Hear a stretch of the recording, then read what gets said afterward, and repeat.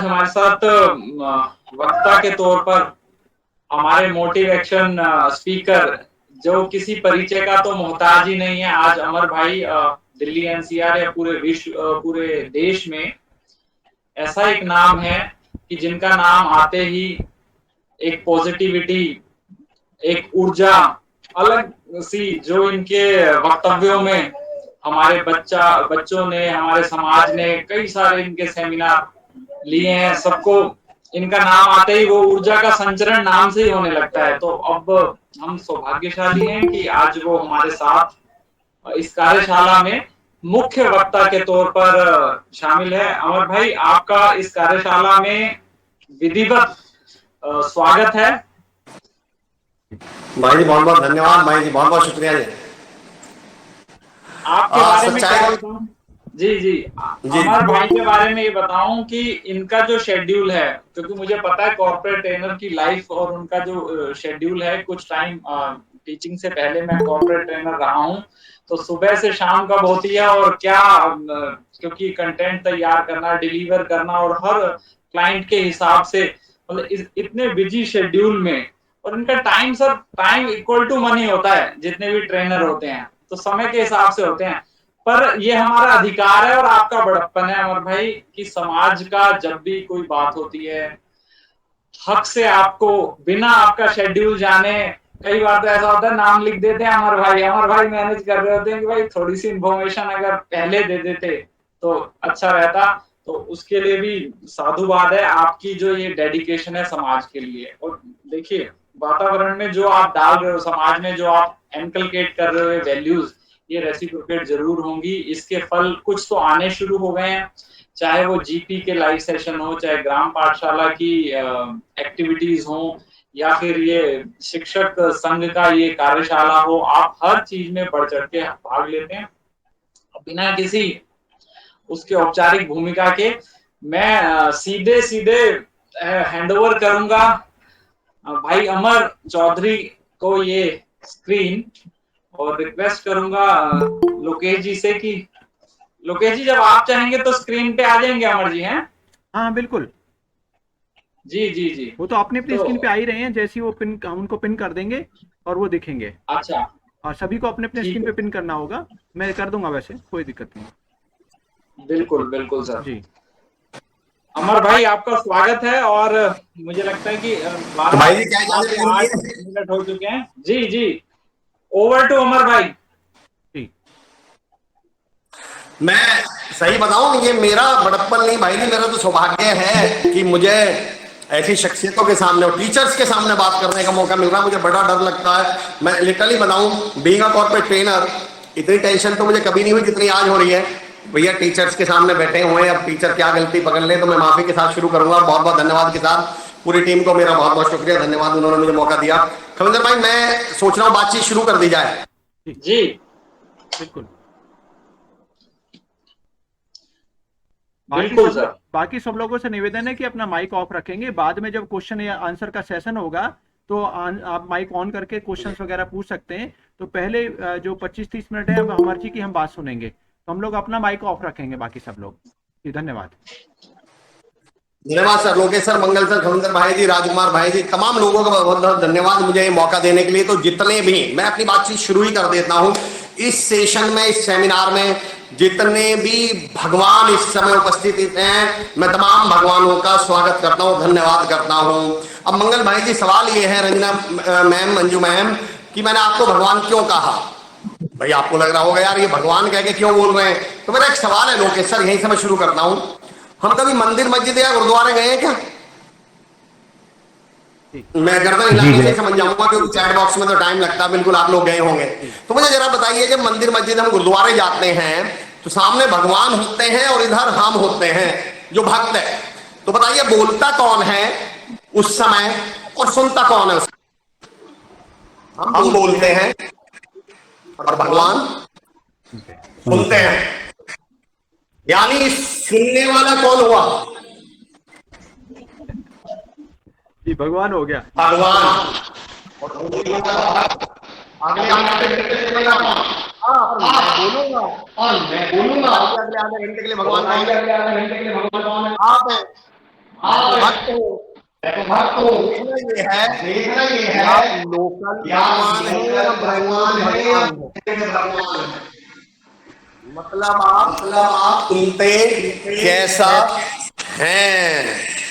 अब सवाल ये है कि आप सुनेंगे कैसा। अमर भाई थोड़ा सा मैं आपको रोकना चाहूंगा, दो आपके साथ मोबाइल चल रहे हैं और वो आवाज गूंज रही है। आप एक को बंद कर दीजिए जिसमें वीडियो चल रही है, इसी से चलने दीजिए, दूसरे की जरूरत ही नहीं है। मेरे ख्याल से अमर भाई अभी लेफ्ट हो गए हैं। नहीं म्यूट हो गए हैं। अमर जी म्यूट हो गए हैं आप। ये वाला म्यूट है आपका, अनम्यूट कीजिए इसके बार। अब क्लियर है सर? अब बढ़िया है। चलिए धन्यवाद, थैंक यू सो मच। तो मैं ये कह रहा था जब हम मंदिर मस्जिद गुरुद्वारा जाएंगे तो सुनता भगवान है और बोलते हमें, यानी सुनने वाला भगवान होता है, बोलने वाला भक्त। अब अगले आधे घंटे के लिए सुनने वाले आप हैं तो आप कौन हुए? भगवान। देखना बस ये है कि आप लोकल भगवान है, ब्रांडेड भगवान है। मतलब आप सुनते कितना ध्यान से हैं। अभी सेशन शुरू होने से पहले खविंदर भाई साहब कुछ कह रहे थे कि हमने मम्मी पापा की सुनी, हमने टीचर्स की सुनी। और मैं आपसे एक सवाल पूछता हूँ, मेरा पहला 5 मिनट का जो पहला पॉइंट है तमाम टीचर्स तमाम पेरेंट्स से मेरी पहला ही जो पॉइंट रहेगा वो सुनने के ऊपर है। मुझे बताइएगा जब बच्चा पैदा होता है तो वो बोलना पहले सीखता है, सुनना? चैट बॉक्स में या कोई व्यक्ति मुझे आंसर कर सकते हैं, वो बोलना पहले सीखता है, सुनना? बोलना पहले सीखता है। सुनना। मेरा सवाल है सर, वो बोलना कितने समय में सीखता है? 1.5 साल में, 1.25 साल में, 2 साल में। लेकिन वो सुनना कितनी देर में सीख जाता है? पैदा होते ही। यानी भगवान को भी पता है कि बोले बगैर तो इसका 1.5-2 साल काम चल जाएगा, पर सुने बगैर इसका 10 सेकंड काम नहीं चलने वाला, 10 मिनट काम नहीं चलने वाला। तो भगवान ने भी सुनने की क्षमता, सुनने की योग्यता पहले दी है हमें। अब समस्या कहाँ आ रही है समझना। जहां खविंदर भाई बात कर रहे थे मैं उसी बात को आगे बढ़ाता हूं। हमारे चाहे टीचर्स और पेरेंट्स की बात हो या बच्चों की बात हो, चाहे दुनिया की कोई भी बात हो, मेरे क्वेश्चन का जवाब दीजिएगा। बताइए, टीचर्स को बच्चों से शिकायत क्या है आजकल? बच्चे बोलते नहीं है, सुनते नहीं?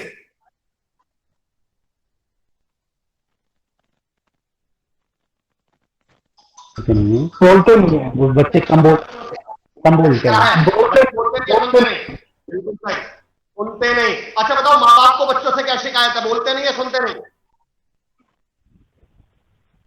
बोलते नहीं, ज्यादातर सुनते नहीं। एक सवाल पूछता हूँ और ये आप लोगों के लिए मुश्किल सवाल है, पर मैं सवाल पूछता हूँ। आजकल के बच्चों को क्या शिकायत है टीचर्स से कि टीचर बोलते नहीं है, सुनते नहीं उनकी? आजकल के बच्चों को माँ बाप की शिकायत क्या है कि माँ बाप बोलते नहीं है, सुनते नहीं। इस दुनिया में हर एक को एक दूसरे से बस एक चीज की शिकायत है कि वो हमारी सुनता नहीं, क्योंकि सबके सब बोलने में लगे हुए हैं। सबको ये लगता है कि मैं बोलने के रिकॉर्ड बना दूं। टीचर क्लास में घुसते ही सोचता है मेरा काम तो बोलने का है, मैं इन्हें सुनने थोड़ी आया हूँ। माँ बाप को लगता है कि अच्छा अब हम बच्चों की सुनेंगे, बच्चों को लगता है अच्छा हम माँ बाप की और टीचर की सुनेंगे। कोई किसी सुनने को तैयार ही नहीं है, और ये ना सुनना ही सारी समस्याओं की जड़ है।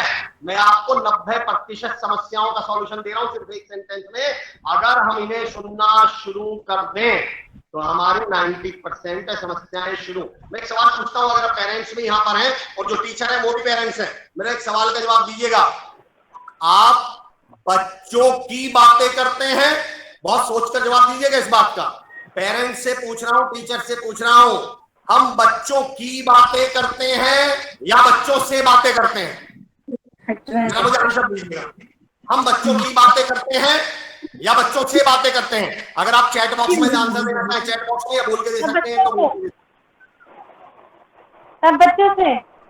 बच्चों की बातें करते हैं या बच्चों से? पड़ोसी आके बैठ गया, हमारा बच्चा तो ऐसा है। कहीं पीटीएम में पहुंच गए, हमारा बच्चा तो ऐसा है। टीचर कहेगा तुम्हारा बच्चा तो ऐसा है। कोई रिश्तेदार आके बैठ जाए, हमारा बच्चा तो ऐसा है। हम तो 90% तो बच्चों की बातें कर रहे हैं, बच्चों से तो बातें ही नहीं कर रहे। जिस दिन हम बच्चों से बातें करना शुरू कर देंगे उस दिन हमें बच्चों की बातें नहीं करनी पड़ेंगी। समस्या ये है हम उन बच्चों से तो बात ही। क्लास में एक बच्चा कमजोर है, टीचर उसकी बात पूरे स्कूल में कर लेगा, प्रिंसिपल साहब से भी कर लेगा, अपने दूसरे कलीग से भी कर लेगा, घर जाके घर वालों से भी कर लेगा। यार हमारी क्लास में एक बच्चा बड़ा नालायक है, अरे वालों किसी की सुनता ही नहीं। हम बच्चों की बातें करेंगे 24 घंटे, करनी थी हमें बच्चों से बातें। आप इन्हें सुनना शुरू करके इस देश की, इस दुनिया की सारी समस्याएं सुनना है, सुनने द्वारा हल हो सकती हैं। मेरा फेवरेट शेर सुनाता हूं, एक उदाहरण दे दूं फिर सुनाऊंगा। पतिदेव घर पहुंचते हैं। जब मैं पेरेंटिंग पे बोलता हूँ, टीचर्स पे बोलता हूँ, टीचर स्टूडेंट्स रिलेशनशिप पे बोलता हूँ, हस्बैंड वाइफ रिलेशनशिप पे बोलता हूँ, प्रिंसिपल टीचर रिलेशनशिप पे बोलता हूँ, एम्प्लॉय और मैनेजमेंट रिलेशनशिप पे बोलता हूँ, तो उनसे एक सवाल पूछता हूँ, पॉइंट समझिएगा मेरा। पतिदेव घर आएंगे और मोहतरमा बोलेंगी, वाइफ बोलेंगी आते ही, आप तो सुबह से मेरे सर में दर्द है, मुझे अजीब सा लग रहा है, चक्कर आ रहे हैं। पतिदेव तुरंत डॉक्टर बन जाएंगे। अब पतिदेव का जवाब सुनिए, अच्छा तो मैं काम करता हूं, मैं तुम्हारे लिए डिस्प्रिन ले आता हूं। मेरा सवाल, आपको क्या लग रहा है कि वो सुबह से 50 पैसे के डिस्प्रिन का इंतजार कर रही है कि आप आएंगे और उसके पास 50 पैसे नहीं है, तो 50 पैसे के डिस्प्रिन खुद नहीं मंगवा सकते थे? उनका सवाल था, उनकी इच्छा थी कि बैठो, सुनो मेरी बात, सुबह से शाम तक मेरे साथ क्या हुआ, मैं कितनी परेशान रही, कितनी टेंशन हुई, सुन लो मेरी। पर हम सुनने के लिए तो तैयार ही नहीं है। एक शेर सुना रहा हूं, अगर आप इसका मतलब समझ जाएंगे तो समझिएगा, और मैं कहता हूं 90% समस्याओं का सॉल्यूशन बता रहा हूं। अगर वो पूछ ले हमसे तुम्हें किस बात का गम है, शेर सुनिए, अगर वो पूछ ले हमसे तुम्हें किस बात का गम है, वो फिर किस बात का गम है अगर वो पूछ ले हमसे? कोई किसी से पूछने के लिए बच्चा क्लास में लेट आया है, टीचर को वो लापरवाह लगने लगता है। एक बार बच्चे से पूछ भी लेते, बेटा घर में सब ठीक तो है, कोई दिक्कत तो नहीं चल रही है? बच्चा क्लास में पीछे मुंह लटकाए उदास बैठा है और आपने निष्कर्ष निकाल लिया कि बच्चा बदतमीज है, इसका मन पढ़ाई में नहीं लगता। मैं प्रमोद लोकेश सर, तमाम लोग मेरे साथी जो जुड़े हुए, मंगल सर, जब खविंदर सर मैं टीचर ट्रेनिंग के लिए एक स्कूल में पहुंचा, मेरा उदाहरण समझिएगा जो मैं उदाहरण दे रहा हूं, और अगर समझ जाए तो मुझे बताइएगा। मैं एक स्कूल में पहुंचा सर, राजेंद्र सर, मैं एक स्कूल में पहुंचा, अंजू मैम, अनिल भैया जी, गरिमा मैम, तो उन्होंने अपने टीचर्स का इंट्रोडक्शन कराया मुझसे। टीचर ट्रेनिंग के लिए मैं गया था, तो उन्होंने इंट्रोडक्शन कराया कि ये मैथ के टीचर हैं, ये हमारे साइंस के टीचर हैं। मेरा उदाहरण थोड़ा बारीक है, जरा समझिएगा। बोले ये मैथ के टर हैं जी, ये हमारे इंग्लिश के टीचर हैं सर, ये हमारे साइंस के टीचर हैं। मैं एकदम हंसा और हंस के बोला, मैम आपके स्कूल में कोई बच्चों का टीचर नहीं है क्या? बोली मतलब? मैंने कहा मैडम सब्जेक्ट के एक्सपर्ट हुआ करते हैं, सब्जेक्ट के टीचर नहीं हुआ करते। हमें गणित को नहीं पढ़ाना, हमें साइंस को नहीं पढ़ाना, हमें इंग्लिश को नहीं पढ़ाना, हमें बच्चों को पढ़ाना है। पर यहाँ तो टीचर बनने के नाम पे क्या लगता है, मैं इंग्लिश का टीचर हूँ तो इंग्लिश और अच्छी कर लूं अपनी, मैं मैथ का टीचर हूँ तो 4 घंटे मैथ और पढ़ लूं। वो बच्चे से कनेक्ट कहाँ है आपका? उस टीचर को हमें बच्चे पढ़ाने हैं, सब्जेक्ट नहीं पढ़ाना, सब्जेक्ट को नहीं पढ़ाना, हमें बच्चों की नॉलेज होनी चाहिए। मैं हमेशा कहता हूँ 3 शब्द सुनिएगा। एक पहले आज से 40 साल पहले कहा करते थे गुरु, पहले हम गुरु हुआ करते थे, फिर हम मास्टर जी हुए और अब हम हो गए टीचर। गुरु का मतलब होता है गु प्लस रू, गु माने अंधकार, रू माने रोकने वाला, यानी जो बच्चे के भविष्य में अंधकार को आने से रोके। फिर वक्त बदला, फिर हम मास्टर हो गए और अब वक्त बदला, अब हम हो गए टीचर। और टीचर शब्द की परिभाषा है टीचर, पढ़ाने वाला। भैया मैं तो सब्जेक्ट पढ़ा के फ्री हो गया, अब बच्चा भाड़ में जाए, बच्चे की जिंदगी में क्या चल रहा है, बच्चा उदास है, परेशान है, इसके घर में टेंशन है, मुझे उस बात से कोई लेना देना नहीं है। जबकि सच्चा ये है, जब तक मैं बच्चे से कनेक्ट करना नहीं सीखूंगा, जब तक मैं बच्चों को अपने से जोड़ना नहीं सीखूंगा, जब तक मैं बच्चों से अपने साथ नहीं मिला लूंगा, तब तक मेरे लिए बच्चे को पढ़ाना दुनिया का सबसे मुश्किल काम है। मैं अक्सर अपनी टीचर ट्रेनिंग में एक सवाल पूछा करता हूं और आपसे भी एक सवाल पूछता हूं। मेरा पहला ही सवाल होता है जब मैं टीचर ट्रेनिंग के लिए जाता हूं, मेरा पहला क्वेश्चन होता है Lokesh sir, are you an informer और अ टीचर? मेरा पहला क्वेश्चन रिपीट कर रहा हूं मैं राजकुमार भैया जी, आर यू एन इन्फॉर्मर और अ टीचर? तो लोकेश सर वो मुझसे पूछते हैं मतलब, मैंने कहा मतलब ये है आप मैथ के टीचर हैं, वो 2 और 2 4 होते हैं, इसमें आपका रोल क्या है? मैं मैथ के टीचर से एक सवाल पूछता हूँ, 2 और 2 4 होते हैं, इसमें आपका रोल क्या है? आपके जन्म से पहले शादी हो रहे थे, फिर आपने जन्म लेके RTI लगाई नहीं थी, अब मेरा जन्म हो लिया है, 4 कर दो, 2 और 2, मैं इंग्लिश के टीचर से पूछता हूँ डॉग माने कुत्ता, इसमें आपका क्या रोल है? पहले डॉग माने लहरी हो रही थी, डॉग माने बिल्ली थी, फिर आपने आरटीआई लगवा के आपने जन्म लेके डॉग माने कुत्ता कर दिया क्या? इतिहास के टीचर वाले 1947 में भारत आजाद हुआ था, इसमें आपका क्या रोल है? और अगर आप डॉग माने कुत्ता पढ़ा रहे हैं, 2 को 4 पढ़ा रहे हैं, भारत 1947 में आजाद हुआ था ये पढ़ा रहे हैं, तो आप इंफॉर्मेशन दे रहे हैं, आप इन्फॉर्मर हैं। फिर तो वो किताब में भी लिख रही थी, वो तो गूगल पे भी लिख रही थी। फिर हम कहेंगे कि आजकल ऑनलाइन चलने लगा, आजकल बच्चे हमारी रिस्पेक्ट नहीं करते, बच्चे अरे सुने कहां से? उन्हें लगता है ये तो वो बता रहे हैं जो किताब में लिखा हुआ है, ये तो वो। समझना मैं कहां ले जाना चाह रहा हूं बात को, टीचर को समझिएगा। फिर लोग पूछते हैं सर फिर टीचर का मतलब क्या है? मैं बताता हूं क्या है। दुनिया का कोई भी बच्चा दूध नहीं पीता। अंजू मैम, गरिमा मैम, पूजा मैम, मुझे बताइएगा, दुनिया का कोई भी बच्चा दूध नहीं पीता, फिर माँ दूध को पिलाने के लिए क्या करती है? दूध में क्या मिला देती है? नया मैम, कोई भी बच्चा दूध नहीं पी रहा तो फिर बच्चे को दूध को पिलाने के लिए माएं क्या करती हैं हमारे घरों में? हॉर्लिक्स वगैरह है, कोई ड्रिंक हॉर्लिक्स मिला देगी, बॉर्नविटा मिला देगी।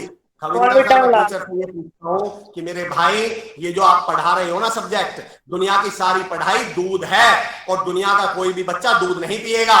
तुम तो मुझे बताओ, क्या आपने इस सब्जेक्ट को इंटरेस्टिंग बनाने के लिए, मजेदार बनाने के लिए, बेहतर बनाने के लिए आपने इसमें बॉर्नविटा मिलाया क्या? आपने इसमें हॉर्लिक्स मिलाया क्या? क्या आपने कुछ कहानियां गढ़ी? क्या आपने कोई स्टोरीज बनाई? क्या आपने बच्चों से कनेक्ट बनाया? बेसिकली टीचर का काम तो ये है, टीचर का काम। अच्छा, हमारा डायलॉग क्या है? देखो सर, हमको अच्छी बातें बता रहे हैं, आप समझ लीजिए भाई साहब, दूध भी अच्छा ही है, पर बच्चा तब तक नहीं पिलेगा जब तक उसे इंटरेस्टिंग ना बना दिया जाए, मजेदार ना बना दिया जाए। मेरा एक सवाल है, आलू पसंद है आपको या भिंडी पसंद है? आंसर दीजिएगा, आलू या भिंडी, क्या पसंद है आपको?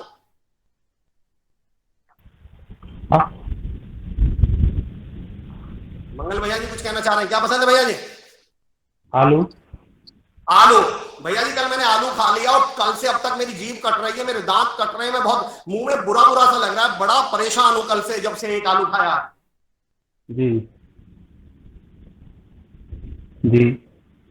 मैंने परसों भिंडी खा ली और भिंडी का रस अभी तक मेरे मुंह में है।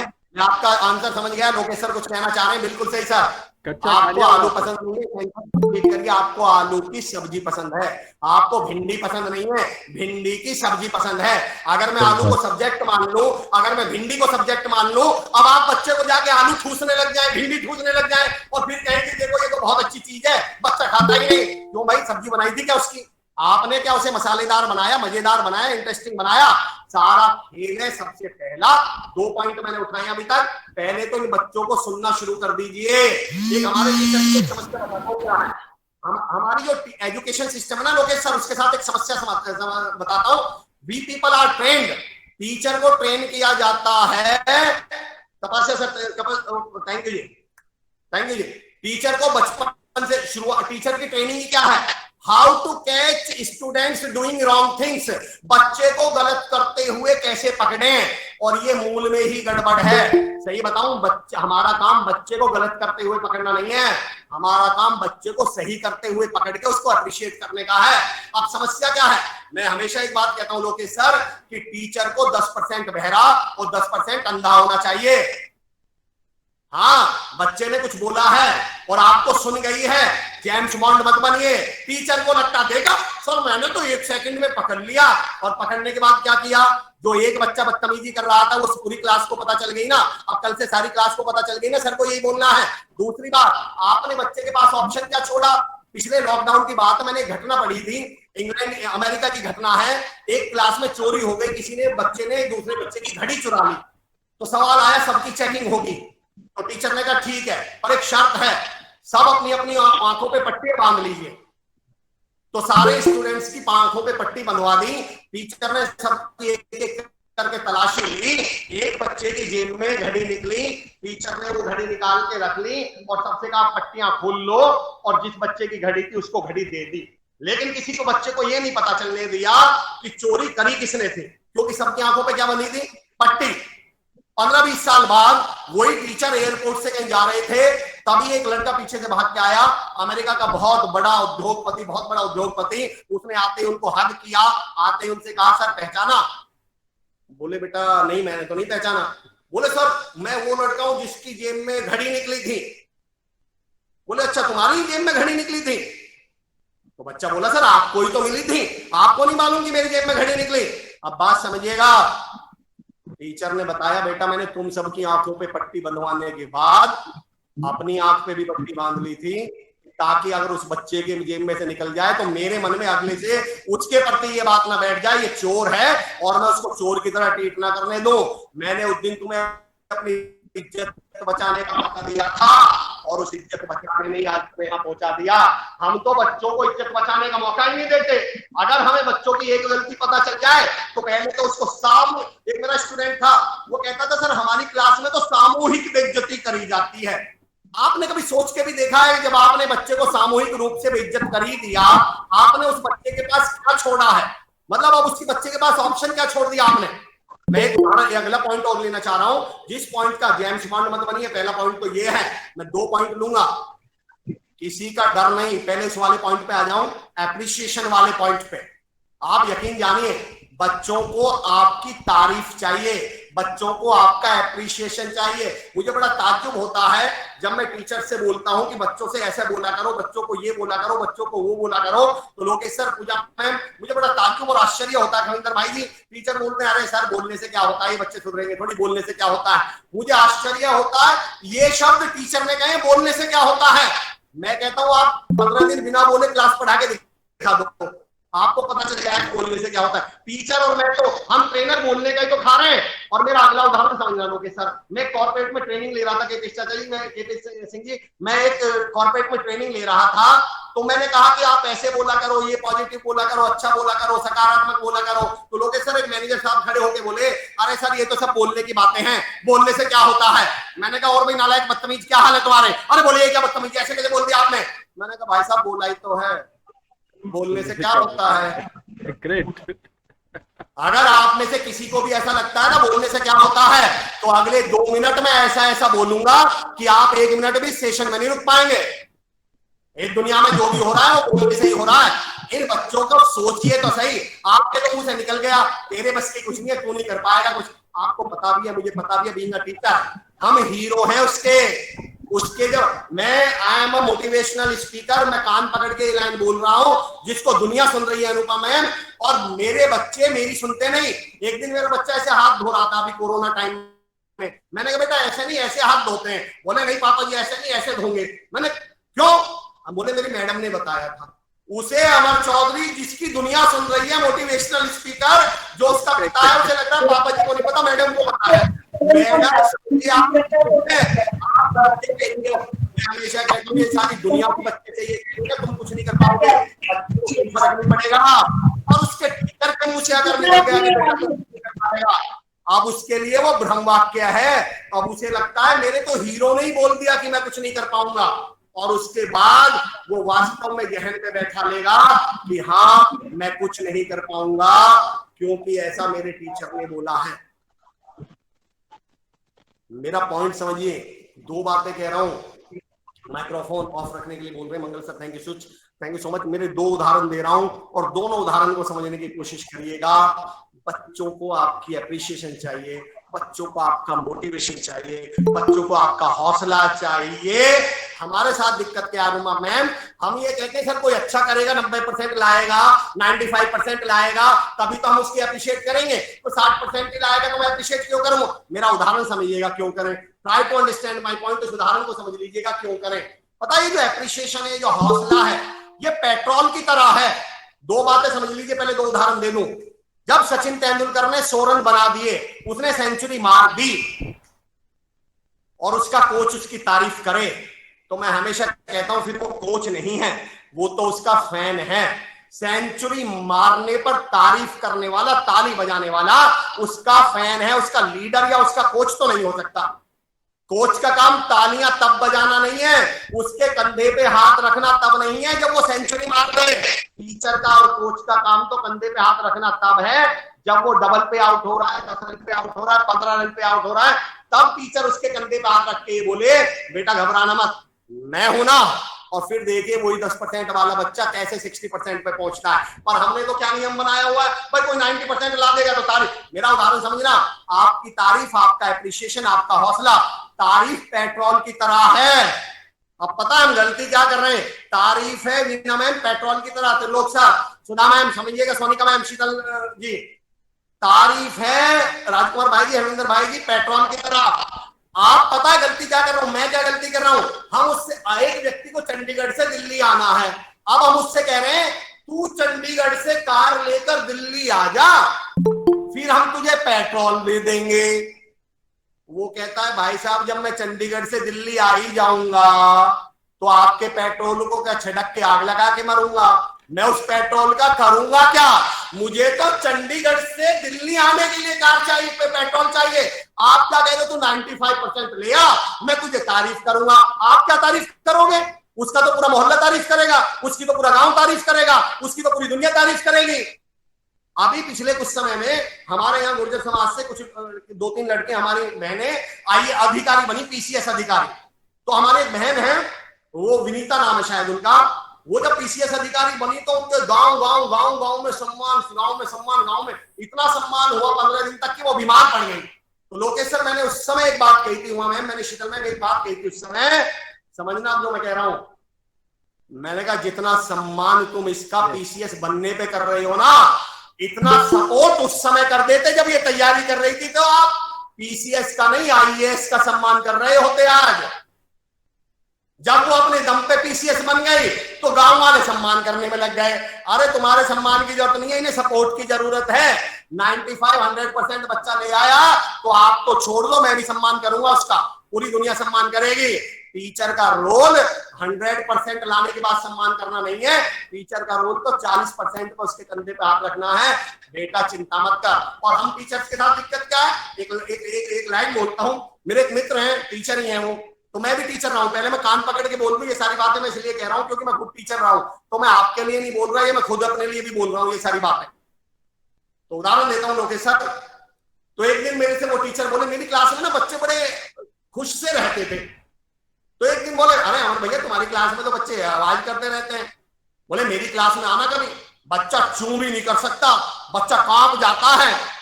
लोकेश सर, मैंने उससे बोला क्यों भाई, तू भूत है? बोले मतलब? मैंने कहा तूने बच्चों को डराने का काम ले रखा है, और अगर तुम डराने को टीचिंग समझ रहे हो तो फिर तो मैं तुम्हारी जगह एक बछूका खड़ा कर दूं जो खेतों में खड़े रहते हैं, तो बच्चा उससे डर जाएगा, तो फिर हम टीचर कहां, फिर तो हम बछूके हो गए। मेरा उदाहरण समझिएगा, मैंने कहा मेरी क्लास में आ, बच्चा उछल जाएगा देखते ही कि सर आ गए भैया, आज तो मजे आएंगे, दिल से पढ़ेंगे, एनर्जी, मजा आएगा। बच्चों को अगर बनना ही है तो किसी का डर नहीं, मेरा उदाहरण समझिएगा, हम टीचर हैं, हमें वैसे ही युग निर्माता नहीं बोल दिया गया, हमें अगर बनना ही है तो किसी का डर नहीं, उसका हौसला बनिए। मेरा फिर उदाहरण समझिए, अगर बच्चे का बनना है तो बच्चे का डर नहीं, चाहे आप पेरेंट्स हो या आप टीचर हो, बच्चे का डर मत बनिए, बच्चे का हौसला बनिए। और इसलिए नहीं कि हम बच्चे पे कोई एहसान कर रहे हैं, उदाहरण समझना, उदाहरण दे रहा हूं, क्यों बनना है बच्चे का हौसला, क्यों नहीं बनना डर। आप में से कोई मुझे चैट बॉक्स में बताएगा, चैट बॉक्स में लिख के बताइएगा किसी इंसान को किन किन चीजों से डर लगता है। जैसे मैं एक उदाहरण देता हूं, इंसान को डर लगता है अंधेरे से, और किस चीज से डर लगता है, इंसान को डर लगता है जैसे चोर से, और 2-4 अगर आप ऐसा कुछ उदाहरण दे पाए किन किन चीजों से डर लगता है। हालांकि मैं आपके आंसर समझता हूं, लेकिन फिर भी मैं चाहता हूं आप रिस्पॉन्ड करें। बच्चे को डर लगता है अंधेरे से, बच्चे को डर लगता है चोर से, और बताइए, बच्चे को डर लगता है आतंकवादी से, डिमोटिवेशन से, पूजा मैम बिल्कुल आप सही कह रहे हैं, असफलता से, वेरी गुड, बिल्कुल सही मंगल सर, असफलता से, बच्चे को डर लगता है आतंकवादियों से, बच्चे को डर लगता है यमराज से, बच्चे को डर लगता है सांप से, बिच्छू से, केकड़े से। अब मेरा उदाहरण समझिएगा जो मैं उदाहरण दूंगा। अच्छा, और बच्चे को हौसला किन चीजों से मिलता है, जैसे बच्चे को हौसला मिलता है उजाले से, उजाला मिल गया एकदम, अरे उजाला है यहाँ, डरने की कोई बात नहीं है। बच्चे को हौसला मिलता है दोस्तों से, और अब तो मेरे दोस्त आ गए, अब डरने की जरूरत नहीं है। बच्चे को कैसे, मैं बिल्कुल से, बच्चे को हौसला मिलता है भगवान से, बच्चे को हौसला मिलता है परिवार वालों से, बच्चे को हौसला मिलता है फरिश्तों से, बच्चों को हौसला मिलता है हौसला अफजाई से। अब मैं जहां लेना जा रहा हूं उस उदाहरण को समझिएगा। बच्चे को डर लगता है सांप से, बिच्छू से, केकड़े से, बच्चे को डर लगता है आतंकवादियों से, चोर से, डर से, यमराज से, मौत से। मेरा उदाहरण समझना, अगर आपका बच्चा आपसे डरता है तो या तो आप चोर हैं, या आप आतंकवादी हैं, या आप अंधेरे हैं, या आप केकड़े हैं, बिच्छू हैं, सांप हैं, कीड़े हैं, मकोड़े हैं, यमराज हैं, मौत है। टीचर तो नहीं है आप। और अगर आपके बच्चे को हौसला मिलता है आपको देखकर, तो फिर आप उसके दोस्त हैं, आप फरिश्ते हैं, आप भगवान हैं, आप ईश्वर हैं, क्योंकि बच्चों को हौसला मिलता है इन चीजों से। बच्चों का डर नहीं, उनका हौसला बनिए। आपको देख के तो बच्चे को ऐसा, मैं कई बार देखता हूं कि बच्चा स्टेज पे आने वाला था, तभी टीचर क्लास में आ गए, बच्चा डर गया, सर सर सर के सामने नहीं जा पाऊं। अरे उसे तो आपको देख के, अगर वो डर रहा होता, उसे तो आपको देखते ही तो ये लगना था अब तो मेरी मैम आ गई, अब तो सर आ गए, सर अब तो मैं स्टेज पे चला जाऊंगा, अब चिंता की बात नहीं है। बच्चों का हौसला बनिए। 3 पॉइंट। चौथा जो लास्ट मेरा पॉइंट है, that is called ownership. Ownership मतलब, ऑनरशिप का मतलब क्या होता है, कोई मुझे चैट बॉक्स में बताएगा? मेरा आज का लास्ट पॉइंट है ऑनरशिप। ऑनरशिप का मतलब होता है अपना मान के करना, किसी भी काम को अपना मान के करना। क्या फर्क पड़ जाएगा मैं बताता हूं। मैंने एक शब्द का यूज किया था, हमें पहले आज से 30-40 साल पहले जब हम पढ़ते थे तो टीचर शब्द यूज नहीं करते थे, हम हैं एक्चुअली मास्टर। अभी लोकेश सर के ब्रैकेट में भी लिखा आया था मास्टर जी, मंगल भैया जी के अक्सर लिखते हैं मास्टर जी, हम मास्टर जी बोलते हैं। इस मास्टर शब्द पे गौर करा आपने? मास्टर, मास्टर शब्द शुरू होता है मां से। मां से अगर आप जिस बच्चे को पढ़ा रहे हैं उसकी मां नहीं बन सकते ना, तो आपको टीचर बनने का तो हक ही नहीं है। अब यहां मां बनने का हक मतलब क्या है? मां ही तो है जो बच्चे के बिना बोले समझ जाती है भूख लग रही है, मां ही तो है जो बच्चे के रोते ही समझ जाती है इसने गीला करा हुआ है, मां ही तो है, सारा खेल ही किसका है? हमें भी हैव टू बिकम मां। तो जो मेरे लास्ट के 2 उदाहरण है, पहले मैं बात कर रहा था एप्रिसिएशन वाली, उसको कंप्लीट कर दूं फिर मैं ऑनरशिप पे आऊंगा। मैंने कहा था बच्चों के, आप जो बच्चों को एप्रिशिएट कर रहे हैं वो अभी हमारा पोस्ट पेड कार्ड है। अपने एप्रिसिएशन के पोस्ट पेड कार्ड को प्रीपेड कार्ड में बदल दीजिए। पोस्ट पेड किसको बोलते हैं? पहले यूज करो फिर उसका बिल भरो। प्रीपेड किसको बोलते हैं? शुरू में ही बिल भर दो। एक मूवी देख रहा था मैं, शहंशाह, उसमें अमरीश पुरी और प्रेम चोपड़ा एक रेस्टोरेंट में जाते हैं और अमरीश पुरी जी वहां जाते ही 500 रुपए का नोट देते हैं वेटर को। समझना इन उदाहरणों को, 500 रुपए का नोट देते हैं वेटर को। तो प्रेम चोपड़ा बोलता है ये क्या था? बोले मैंने इसको टिप दी है। बोले सर टिप तो खाना खाने के बाद दी जाती है। अब उदाहरण समझना लोकेश सर, उन्होंने क्या बोला अमरीश पुरी जी ने? बोले एक बात बताओ, खाना खाने के बाद टिप देना तो फैशन है, अगर मैंने इसे खाना खाने के बाद टिप दी तो इसे कोई सपना थोड़ी आ रहा है कि मैं इसे 500 रुपए की टिप देने वाला हूं, सर्विस तो ये 5 रुपए वाली ही करेगा। लेकिन मैंने जब इसे शुरू में ही 500 रुपए दे दिए तो अब ये 4 टेबल छोड़ के मुझे पानी लेने आएगा, 2 टेबल छोड़ के पहले रोटी मेरे पास लेके जाएगा। दरअसल हमारी समस्या क्या है, हम टिप देते हैं खाना खाने के बाद, पर सर्विस तो हमें वैसी, अगर आपने खाना खाने के बाद टिप नहीं भी दी होती तो सर्विस तो मिल चुकी है। इस बच्चे को जो एप्रिसिएशन है ना, वो टिप है, वो शुरू में दीजिए। एक उदाहरण देता हूं, हमने बच्चों के साथ क्या कर दिया, उदाहरण देना, मैं एप्रिसिएशन, पावर ऑफ एप्रिसिएशन बता रहा हूं।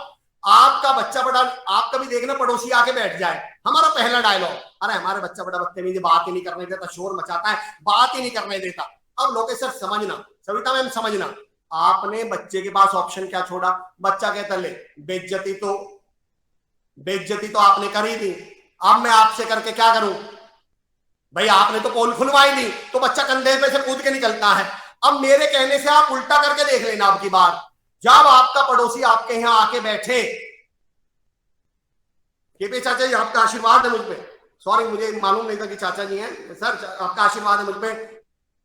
ओके, मेरा पॉइंट समझना लोकेश सर, पड़ोसी आके बैठा और आपने बोला हमारा बच्चा बड़ा नालायक है, बच्चा कहता है तो पोल तो तुमने खोल दी, अब मैं क्या करूं? बच्चा कंधे पे से कूद के निकलता है। अब की बार मेरे कहने से उल्टा कर लेना, पड़ोसी आके बैठे तो आप पड़ोसी को सुनाना, बच्चे बोलना पर बच्चे को सुना के, एक तुम्हारे बच्चे औरों के बच्चे, हमारा बच्चा इतना तमीजदार है, हमारा बच्चा इतना सभ्य है, इतना अच्छा है, जब बड़े बात कर रहे हो बीच में बोल नहीं सकता। अब इज्जत किसकी खतरे में है? बच्चे की। अब बच्चा बच्चे को लगता है यार पापा जी ने तो, मम्मी ने तो हवा बना दी, अब उस हवा को मेंटेन करना किसका काम है? बच्चे का। भाई साहब 15 मिनट आधे घंटे ऐसे चुप होकर बैठेगा, बच्चे के पड़ोसी के जाने के बाद पता चलेगा बच्चे ने सोफा गीला कर दिया, पर बताएगा नहीं, क्योंकि बच्चे को तो चुप रहना है ना, उसे तो अपनी इमेज बना के रखनी है। हम गड़बड़ कहां कर रहे हैं? आप सुनना मेरा उदाहरण। आप किसी के यहाँ डेली चाय पीते हैं मंगल भैया जी, और आज मैं आपसे मिलने आ जाऊं, आप मुझे उस चाय वाले के यहाँ ले जाएं, और आप चाय वाले से क्या बोलेंगे? भैया 2 बढ़िया चाय बनाना, मेरे दोस्त आए हैं, बढ़िया चाय बनाना, मेरे दोस्त आए मुंबई से। भाई साहब उसके यहाँ डेली 500 दोस्त आते हैं मुंबई से, वो वैसी चाय बना के देगा जैसी वो रोज बना के देता है, मैं गारंटी वर्ड यूज कर रहा हूं। अब की बार आप मेरे कहने से उल्टा कर दो, आप काका से कुछ मत बोलो, चाय वाले से, आप दोस्त से बोलो, बस काका तक आवाज जानी चाहिए। अब अपने दोस्त से ये बोलना कि तुम बड़ी मुंबई की चाय की तारीफ करते हो, मुंबई की चाय, मुंबई की चाय। चाय किसको बोलते हैं ये हमारे काका जी के यहाँ पी के देखो, काका तक बस आवाज जानी चाहिए। काका 2 चाय बनाना। काका जी चाय अदरक मांग के लाए पड़ोस में से, काका जी चाय अब इलायची मांग के लाए, काका जी बर्तन भी 3 बार मांजेंगे और 15 मिनट तक चाय उबालेंगे, क्योंकि अब इज्जत किसकी खतरे में है? काका जी की। अपने कमजोर बच्चों को मैं तो कहता हूं ये अप्रिशिएट कर दिया करो कि बेटा इस महीने देखना ये टॉप करेगा क्लास को।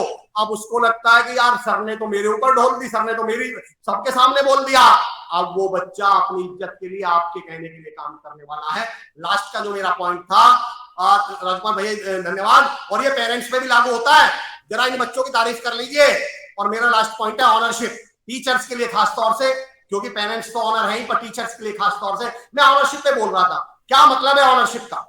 ऑनरशिप का मतलब होता है अनीता मैम, जब हम दूसरों के काम को भी अपना मान के करते हैं। जब हम किसी काम, मैं टीचर बन गया, अगर मैं ढंग में ना भी पढ़ाऊं तो सैलरी बराबर मिलेगी या नहीं मिलेगी? पर मेरा तो एक सवाल है, अब मेरा एक सवाल यहां से शुरू होता है, मेरा उदाहरण समझिएगा।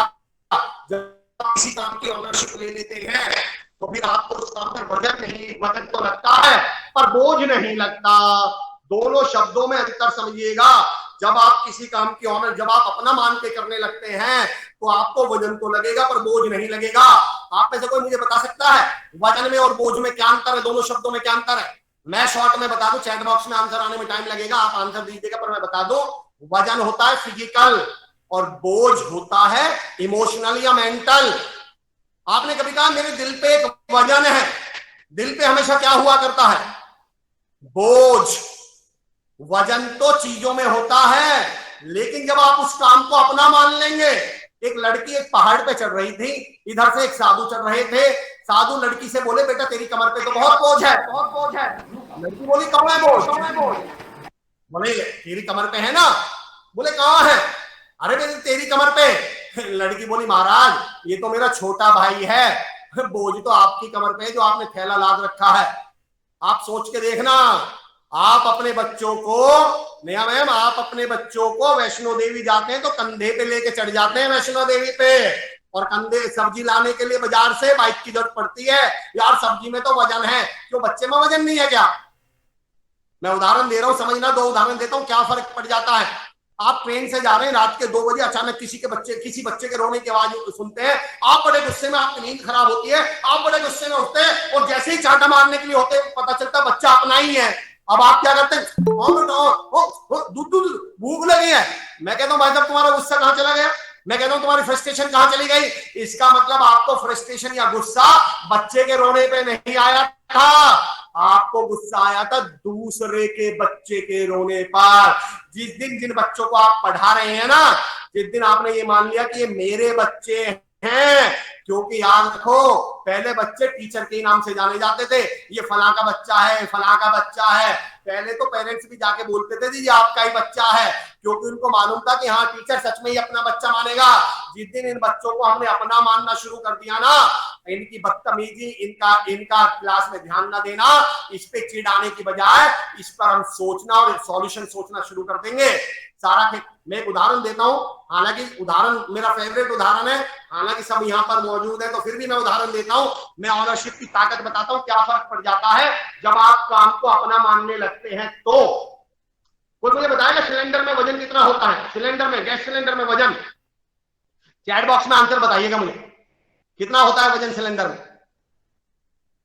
मैं ऑनरशिप की पावर बता रहा हूं आपको, क्या फर्क पड़ता है जब आप ऑनरशिप ले लेते हैं तो 14.5 किलो भरे हुए सिलेंडर में कितना होता है मंगल भैया जी?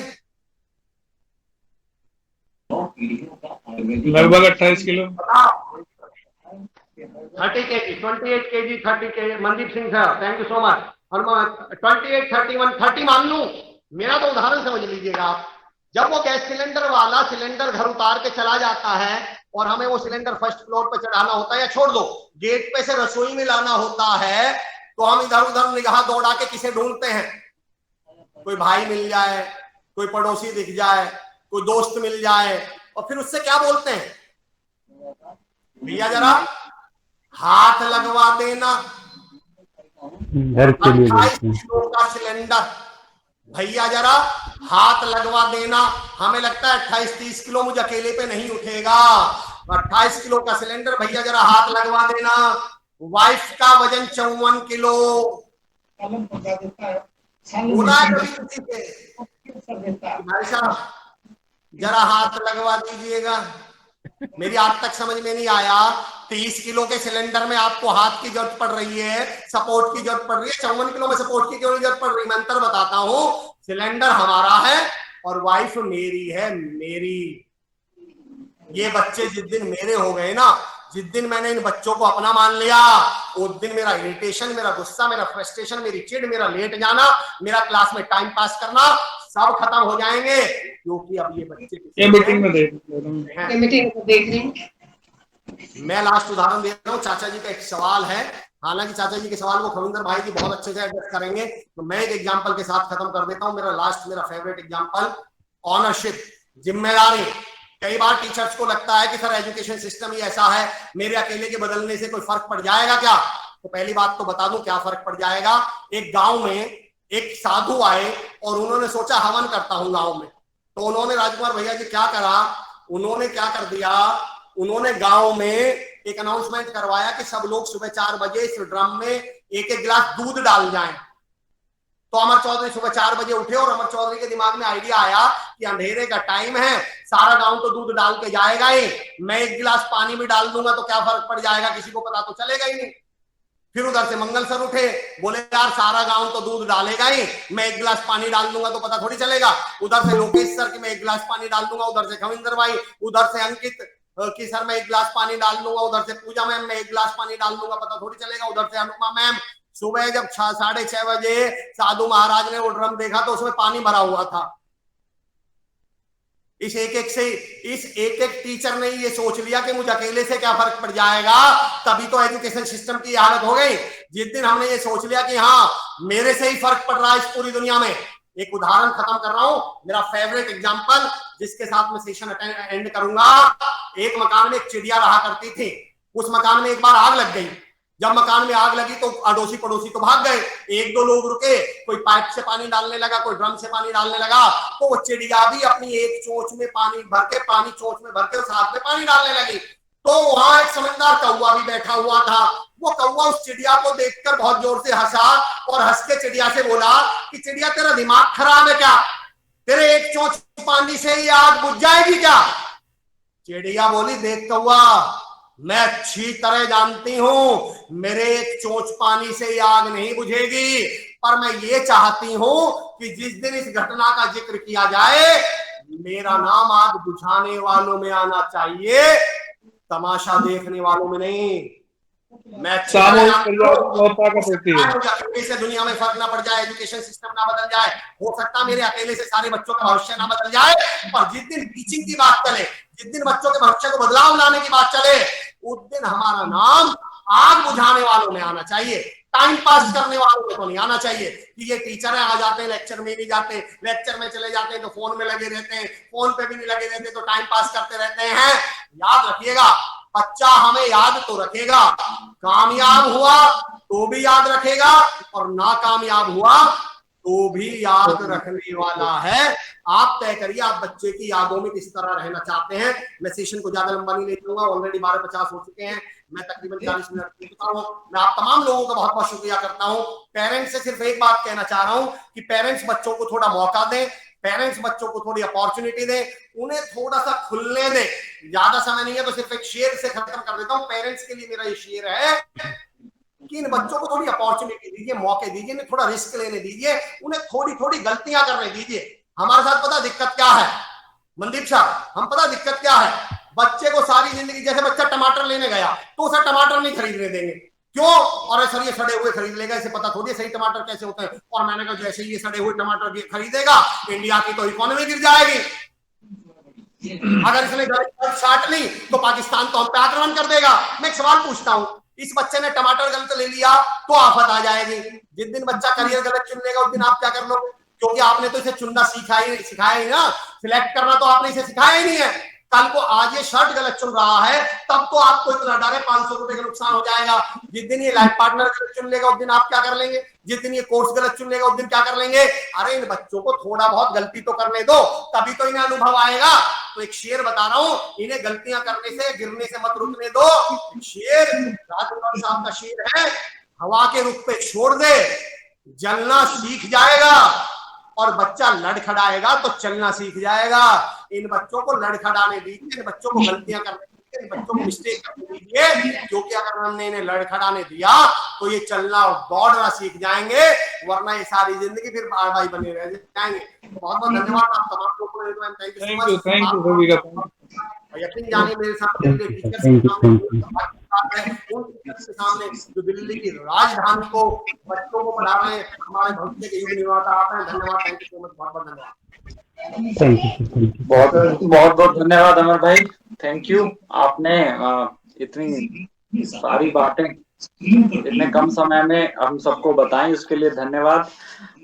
जितने भी हमारे साथ सभी शिक्षक साथी या अभिभावक जुड़े हुए हैं, मैं पुनः उनका स्वागत करता हूं इस कार्यशाला में अमर भाई का कुछ टिप्स होने थे, कुछ हमें लाइव क्वेश्चन भी मेरे ख्याल से कुछ ने पूछे हैं, उनको आंसर करना था। और मैं खविंदर भाई की वैसे आंसर कर देता हूं, लेकिन मेरी एक मीटिंग है दरअसल, और दो सवाल पूछे। एक तो केपी सर जी का सवाल था, हालांकि मुझे लग रहा है आप बहुत अच्छा आंसर दे देंगे उसका। एक राजकुमार भैया जी का सवाल था, और जी सर जी का सवाल तो ये था कि बच्चों का स्क्रीन टाइम कम कैसा किया जाए। क्योंकि चाचा जी मैं कोई टेक्निकल या किताबी बात नहीं बताता, मैं दूसरी बात बता देता हूँ। दरअसल सबसे बड़ी समस्या ये है, पेरेंट्स को और टीचर्स को, मैं यहाँ खास तौर से पेरेंट्स के लिए बोल रहा हूँ, हमारी सबसे बड़ी गलतफहमी है कि बच्चे यहाँ से सीखते हैं। सच्चाई है, बच्चे यहाँ से सीखते हैं। बच्चा कान से नहीं सीखता, बच्चा आंख से सीखता है। अब उस पेरेंट्स से जरा पूछ के तो देखो जिसके बच्चों का स्क्रीन शेयर बहुत ज्यादा है, उनसे ये तो पूछ के देख लो कि तुम्हारा कितना है। वो मम्मी 9:30 बजे फ्री होके 10:30 बजे खुद इंस्टाग्राम पे वीडियो देखते हुए बच्चों से बोलते हैं, बेटा मोबाइल मत चलाओ, बेटा पढ़ाई। अरे वाह, बच्चे को आप नहीं दिखे, आप समझने की कोशिश करिए। हमारी विजुअल मेमोरी बहुत पावरफुल होती है। हम बच्चा वो सीखेगा ही नहीं जो वो कान से सुन रहा है, बच्चा वो सीखेगा जो वो आंख से देख रहा है। हमारी विजुअल मेमोरी ऑडिटरी मेमोरी से कई गुना पावरफुल है। अच्छा मुझे एक बात बताइए, जब हम किसी से 8-10 साल बाद मिलते हैं तो क्या बोलते हैं? अरे यार तुम्हारी नाम तो याद है पर शक्ल भूल गया, ऐसा ही बोलते हैं क्या बोलते हैं राखी मैम? तो याद है, तुम्हारी शक्ल तो याद है तो नाम भूल गया। लोकेशन मेरा उदाहरण समझिए भाई, 10 साल पहले तुमने शक्ल देखी थी, 10 साल पहले ही नाम सुना था, दोनों क्यों नहीं भूल गए थे? क्योंकि भाई हमारी विजुअल मेमोरी जो है वो बहुत पावरफुल है, बहुत लंबे समय तक चलती है। एक उदाहरण देता हूँ, एक मूवी आई थी DDLJ, दिल वाले दुल्हनिया ले जाएंगे। उसमें शाहरुख, इसमें चैट बॉक्स में आंसर दीजिएगा मुझे, उसमें शाहरुख खान साहब एक खेत में खड़े हुए हैं। कोई मुझे बताएगा उसमें फसल किस चीज की उस खेत में? सरसों की। खविंदर सर कितने साल हो गए? गीता मैम कह रही है सरसों की, रंजना भाटी मैम कह रही है सरसों की, खविंदर भाई जी कह रहे हैं सरसों की, पंकज सर कह रहे हैं सरसों की। पंकज सर मेरा सवाल है खविंदर भाई, कितने साल हो गए मूवी देखे हुए? सर बहुत साल हो गए, मेरे ख्याल से 90s की मूवी है। और नया में क्या 20 साल पहले वो मूवी देखते समय ऐसे देखी थी कि कभी अमर चौधरी जी आके सवाल पूछेंगे, याद कर लो, सरसों का खेत, सरसों का खेत, सरसों का खेत। भैया 20 साल पहले का सरसों का खेत याद है आपको, क्योंकि वो देखा था। और बच्चे से पूछ लो परसों क्या पढ़ाया था क्लास में, तो वो ये कहेगा परसों क्लास लगी थी। दरअसल हम चाहते हैं बच्चा कान से सीख जाए, बच्चा सीखेगा आंख से। अगर आप चाहते हैं बच्चों का स्क्रीन टाइम कम हो तो अपना स्क्रीन टाइम कम कर लीजिए, घर में कोई किताबें मंगवा लीजिए, उन किताबों को लेके बैठ जाइए, बच्चा वो ही करने लगेगा जो बच्चा आपको करते हुए। ऐसा तो असंभव है कि क्यों भाई प्राप्ति चौधरी क्यों मोटिवेशनल स्पीकर है, प्राप्ति चौधरी क्यों सारे दिन पढ़ाई में लगी रहती है। मैंने खविंदर भाई का घर देखा जहां से वो प्रोग्राम करती है, इवन अभी भी खविंदर भाई जहां बैठे हुए हैं, लोकेश सर जहां बैठे हुए हैं, पीछे मुझे लाइब्रेरी में बुक्स दिख रही हैं। मैं दोनों के घर की गारंटी ले रहा हूँ, इनके बच्चे किताब पढ़ते होंगे। अब आप ये चाहो मैं तो लैपटॉप में कंप्यूटर में लगा रहा हूँ और मेरे बच्चे सारे दिन पढ़ाई में लगे रहे। भाई आजकल के तो बच्चे वैसे भी बेवकूफ नहीं है, वो तो ये कहेंगे नहीं पिताजी कैसी बात कर रहे हो, आपके पद चिन्हों पे चलेंगे, आपके पैरों के निशानों पे चलेंगे, हम तो आपके जैसा बनने। पहला पॉइंट तो ये था। अब दूसरा मुझे ध्यान नहीं, राजकुमार भैया जी ने जो सवाल पूछा, दूसरा राजकुमार जी का राजकुमार जी ने नई शिक्षा नीति के ऊपर कुछ पॉइंट पूछे थे कि उसका क्या प्रभाव पड़ेगा। एक ही मिनट में जवाब देता हूँ।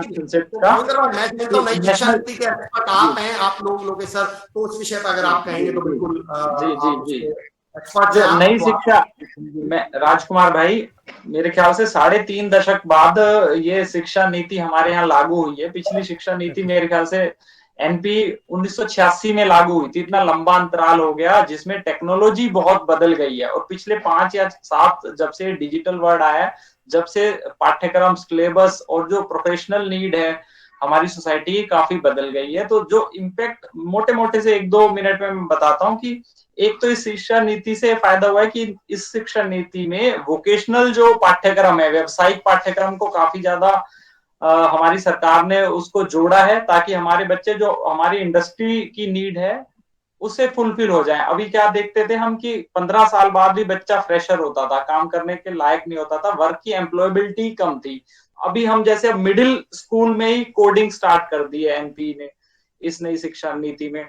जब मिडिल स्कूल में ही बच्चा कोडिंग सीख लेगा तो नए नए ऐप बनाना और डिजिटल वर्ल्ड की जो डिमांड है उसको वो पूरी कर पाएगा। पढ़ाई का बोझ थोड़ा कम है इसमें, पाठ्यक्रम बदलने की सुविधाएं, ये चंद कुछ पॉइंट ऐसे हैं जो मुझे याद आ रहे हैं। मेरे ख्याल से इस शिक्षा नीति के प्रभाव बहुत अच्छे पड़ेंगे। अमर भाई बहुत धन्यवाद आपका, आपने इतना सारा टाइम दिया। हमारे साथ बहुत सारे शिक्षक जुड़े हुए हैं। एक्चुअली कार्यक्रम की रूपरेखा ये थी कि कुछ आपका उद्घोष होगा, आपके पॉइंट्स पेरेंटिंग पे देखेंगे, कुछ लाइव क्वेश्चन ले लेंगे और एक परिचय सत्र मेरे ख्याल से मंगल जी से जो मेरी बात हुई थी, मैं श्योर नहीं हूँ कि वो क्या होगा। 1 या 2 मिनट में मैं जी मंगल भाई पेरेंटिंग की बात करें, मैं सिर्फ 3 मिनट में पेरेंटिंग के बारे में जरूर अपने साथियों के साथ एक शेयर करता हूँ और फिर वापस आ जाते हैं क्वेश्चंस या परिचय सत्र पे, अगर वो पॉसिबल है इस टाइम में। अगर पेरेंटिंग का जैसे ही पेरेंटिंग वर्ड आता था तो सिर्फ क्या होता था, या तो बच्चों की बात होती थी, अभिभावक और टीचर्स, क्योंकि तीनों स्टेक होल्डर हैं बच्चों के लिए। पेरेंटिंग का मतलब जहन में आ जाता था अच्छे नंबर ले आए, अच्छे उससे पास हो जाए, अच्छे इंस्टीट्यूट में आ जाए, अच्छी नौकरी मिल जाए, अच्छा पैसा हो जाए, बस। बल्कि इसका एक ग्रेटर गोल है जो मेरा एक निजी राय है कि पेरेंटिंग को मैं 3 सीज में डालता हूं। पेरेंटिंग चाहे वो टीचर करे या अभिभावक करे, ऐसी पेरेंटिंग करे कि बच्चे का पहला सी तो कॉन्फिडेंस बढ़ जाए। होता क्या है कि बच्चा अच्छे नंबर ला रहा है, आपने देखा है कि 10वीं 12वीं में जब भी परीक्षा होती है बच्चा आत्महत्या कर लेता है। क्यों भाई? क्योंकि कहीं ना कहीं उसका कॉन्फिडेंस लूज है। 95 वाला बच्चा, 96 परसेंटेज लाने वाला बच्चा भी ऐसे आत्मघाती कार्य कर रहा है क्योंकि कहीं ना कहीं हम अपब्रिंगिंग में कॉन्फिडेंस उनमें एनकलकेट नहीं कर पाए। दूसरा सी है मेरे हिसाब से क्रिएटिविटी। क्रिएटिविटी भगवान हर बच्चे को एक ना एक क्रिएटिविटी देके, गॉड गिफ्ट जिसे हम कहते हैं बॉर्न क्रिएटिविटी, वो देके भेजता है। तो पेरेंटिंग का जो वो है मेन, जो ग्रेटर गोल ऑफ पेरेंटिंग है वो ये है, जो क्रिएटिविटी बॉर्न क्रिएटिविटी है उसको हम नर्चर कर दें, उसको हम पोषित कर दें। अब पूछेगा कोई अभिभावक कि हमें क्या पता जी क्या इसकी क्रिएटिविटी है। 1 मिनट का एग्जांपल ये है कि जब आपका बच्चा वो काम करे जो आपने उसे सिखाया नहीं है या जो आप नहीं कहते। मान लीजिए आपका बच्चा कुछ गुनगुना रहा है, आपका बच्चा आप नहीं कह रहे जब भी खेलने जा रहा है, तो वो उसकी बॉर्न क्रिएटिविटी होगी जिसे आप नहीं बता रहे, उसके बावजूद वो कर रहा है। अब आपको देखना है अगर वो स्पोर्ट्स में अच्छा है तो उसको स्पोर्ट्स में ले जाइए, वो क्रिएटिविटी में अच्छा है, ड्राइंग में अच्छा है, तो आप उसकी क्रिएटिविटी को नर्चर करिए। तीसरा जो बहुत महत्वपूर्ण सी है, ग्रेटर गोल ऑफ पेरेंटिंग की बात कर रहा हूं, जो तीसरा है वो है करेक्टर। पहला कॉन्फिडेंस, दूसरा क्रिएटिविटी और तीसरा करेक्टर। करेक्टर मतलब चरित्र। हम शिक्षित बना दिया हमने बच्चे को, पर संस्कारी नहीं बनाया। बहुत टाइम पहले एक हमने न्यूज में आया था कि एक बड़ा अच्छा पढ़ा लिखा व्यक्ति, जिसकी माँ ने बर्तन मांज मांज के उसको पढ़ाया, वो एयरपोर्ट पे यहाँ सब कुछ बेचा, उस गुड़िया को एयरपोर्ट पे छोड़ दिया। तो यहाँ कहाँ कमी रह गई? पेरेंटिंग में, स्कूलिंग शिक्षा में, कि उसको एक अच्छा स्टूडेंट बना दिया, अच्छे मार्क्स ले आया, अच्छी जगह नौकरी पाली, और शिक्षित तो कर दिया उसको, पर कहीं ना कहीं हम पेरेंटिंग में ये भूल कर गए कि उसको संस्कार देने भूल गए, उसको शिक्षित कर पाए पर संस्कारी नहीं बना पाए। तो अगर हम एज अ अभिभावक, क्योंकि ये कार्यशाला पेरेंटिंग पे हो रही है, अगर इन 3 सी को, कॉन्फिडेंस, उसका आत्मविश्वास, क्रिएटिविटी उसकी रचनात्मकता, और करेक्टर उसका चरित्र, इन 3 सीज पे ध्यान दे दे, तो मैं समझता हूं कि एक अच्छा नागरिक, जिम्मेदार नागरिक हम इसको तैयार कर पाएंगे। इसके बहुत सारे तरीके थे, वो खैर अब समय ज्यादा हो रहा है, कभी फिर उस पे बात कर लेंगे, आगे हम मिलते रहेंगे। मंगल जी, आप कुछ कह रहे थे कि अभी क्या आगे अब परिचय पॉसिबल है, क्योंकि लगभग 1 घंटा हो गया हम सबको जुड़े नहीं, हुए। परिचय परिचय का तो नहीं, बस ये था कि परिचय जो मेन जो लोग हैं आगे के लोगों के परिचय की बात है कि पेरेंट्स काफी सारे जुड़े हुए हैं, तो सभी का परिचय नहीं हो पाएगा। और जिस तरह जी से हो पाएगा। है, हाँ, ये तो क्वेश्चंस का रहेगा कि क्वेश्चंस हो सकता है या परिचय हो सकता है, ये जो भी है उसके लिए टाइम रखा था। तो बहुत बढ़िया सेशन रहा और क्वेश्चन आंसरिंग भी हो गई और आपने बहुत अच्छे से सुझाव दिया। एक एक्सपीरियंस शेयर करके मैं 2 चीजें, बस एक इन्फॉर्मेशन और एक एक्सपीरियंस। मुझे याद है 2016 में आरके पर ये वसंत कुंज दिल्ली में एक अनाथालय है। अनाथालय और वृद्धाश्रम दोनों साथ हैं। तो कई वर्षों से हमारा वहाँ जाना था। अभी 2016 की बात है, मैं वहाँ लोहड़ी के कार्यक्रम में वहाँ गया, तो एक बुजुर्ग थे जिनसे मेरी कई बार बातें हुई थी। थोड़ी बहुत बातें होती थी, ज़्यादा परिचय नहीं होता था, बट वो अब वेल नॉन सा हो गए थे चेहरे का। तो लोहड़ी के दिन बड़े फुर्सत में थे, तो मेरे साथ में बैठ गए और तो उन्होंने मेरे से कई क्वेश्चंस पूछे कि बेटा आप क्या करते हो, आपके बच्चे क्या करते हैं, ऐसे कई क्वेश्चंस पूछे। तो मैंने पलट के उनके थोड़े से क्वेश्चन पूछ लिए। तो स्थिति ये बनी कि उन्होंने कहा कि बेटा एक मेरा बेटा साकेत कोर्ट में एडवोकेट है, एक मेरा बेटा अफसर है एनटीपीसी में, और एक बेटा मेरा बिजनेस करता है, और वो वहाँ वृद्धाश्रम में थे। और उन्होंने फिर एक लाइन जो कही, जो मेरे दिमाग पे एडिटेड छप जाती है, जैसे भी उस लाइन को सोचता हूँ मुझे पूरा का पूरा वो सीन याद आ जाता है। उन्होंने कहा बेटा मैंने अपने बच्चों को ना इंजीनियर और बिजनेसमैन और वकील तो बना लिया, पर मैं उनको इंसान नहीं बना पाया। तो कहने का हमने अगर पैसे कमाने की मशीन भी अपने बच्चों को बना लिया और हम उनको इंसान नहीं बना पाए, तो बच्चे फिर हमें हमारी कदर नहीं करने वाले हैं। बहुत बढ़िया। तो ये चीजें बहुत हमने लेकर के उस दिन से मेरा बहुत, भाई साहब, बहुत सोच में बहुत बदलाव आ गया। सोच में बिल्कुल बदलाव आ गया उस दिन से। वो लाइन एडिटेड छपी हुई है। फिर दूसरी और तो कई सारी चीज एक्सपीरियंस हम शेयर करते रहेंगे।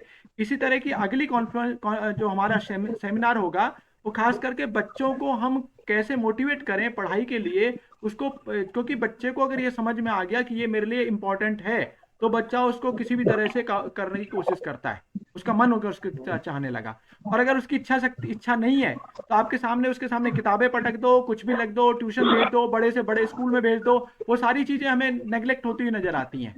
तो हमें बच्चों से, जो कहा कि बच्चों से कनेक्ट करके और बच्चों को ये समझाने की कोशिश करना कि शिक्षा का महत्व क्या है, उसके लिए पढ़ना जरूरी क्या है।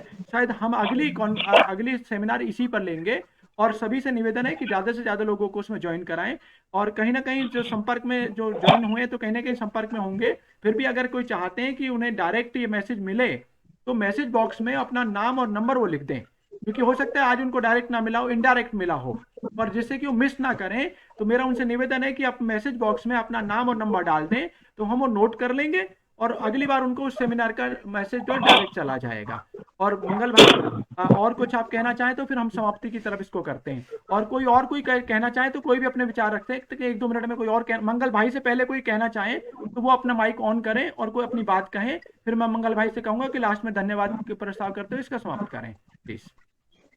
कोई साथी कुछ कहना चाह रहे हैं, कोई भी अभिभावक, कोई बहन जी कोई कुछ कहना चाह रहे हो, कोई टीचर कुछ कहना चाह रहे हो, तो अपना माइक ऑन करें, अपनी बात कहें।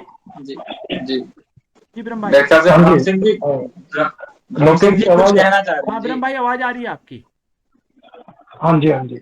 मैं आपसे बस इतना निवेदन करना चाह रहा था कि अभी आज का जो ये आपका था अपने अमर सिंह जी का, जी और अपने दूसरे क्या नाम है, मुझे याद नहीं आ रहा, कवि अंदर क्या नाम, कविंदर भाई जी जी, इनका दौरा वक्त अच्छे रहे, इनको बहुत बहुत धन्यवाद, इन्होंने बहुत अच्छा मोटिवेट किया। और नेक्स्ट टाइम हम चाह रहे हैं कि बच्चों को लाएं, हम बच्चों के इनके समक्ष थोड़ा सा बच्चों से बातचीत हो तो वो ज्यादा बेटर जी होगा। वही मैंने बहुत कहा, बढ़िया सुझाव, वही मैंने कहा बढ़िया सुझाव। अगली बार नेक्स्ट सेशन वही मैंने इन्फॉर्मेशन किया। ब्रह्म भाई मैं फिर रिपीट कर देता हूँ, अगला सेशन बच्चों जी के लिए जी ही होगा जिनके भी बच्चे 5 साल से 8 साल से लेके और 18-20 साल तक के हैं, वो बच्चों के लिए सेशन जी होगा हर लेवल पे। बल्कि क्योंकि टीनेजर्स में ज्यादा कह सकते हैं कि 17-18 साल के जिनके बच्चे हैं वो उसको ज्वाइन करें। और जी खासकर जी बच्चों को ज्वाइन कराने के साथ उनकी माताओं से निवेदन है कि वो बच्चों के साथ बैठें जी और तब इस सेशन को अटेंड करें, हाँ तब वो ज्यादा फ्रूटफुल होगा। तो हाँ अगला सेशन हमारा बच्चों के लिए हाँ, और उनकी माताओं के लिए होगा। जी जी जी सर जी। वार्तालाप, जिसके बाद एक एक सब्जेक्ट टीचर, इंग्लिश का टीचर है, अगर बच्चा इंग्लिश के टीचर बच्चे से बात करेंगे तो ज्यादा बेटर होगा।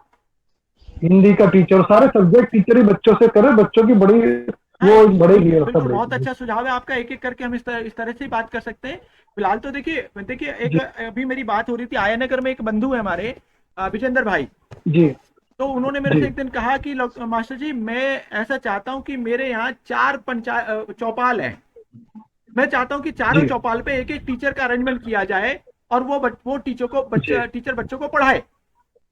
तो मैंने उनसे जी सवाल जी किया, मैंने विजेंद्र भाई, वो बहुत सोशल एक्टिव है, ये राजकुमार भी उनके साथ हैं और कई सारी अच्छी टीम है, बहुत अच्छे इनिशिएटिव उन्होंने कई लिए हैं। तो मैंने उनसे पूछा, मैंने कहा विजेंद्र भाई एक बार बताओ, जिन बच्चों के लिए आप टीचर का अरेंजमेंट करना चाह रहे हो उन बच्चों वो बच्चे स्कूल नहीं जाते हैं क्या? बोले जाते हैं। तो स्कूल में तो उन सबके पास टीचर्स हैं।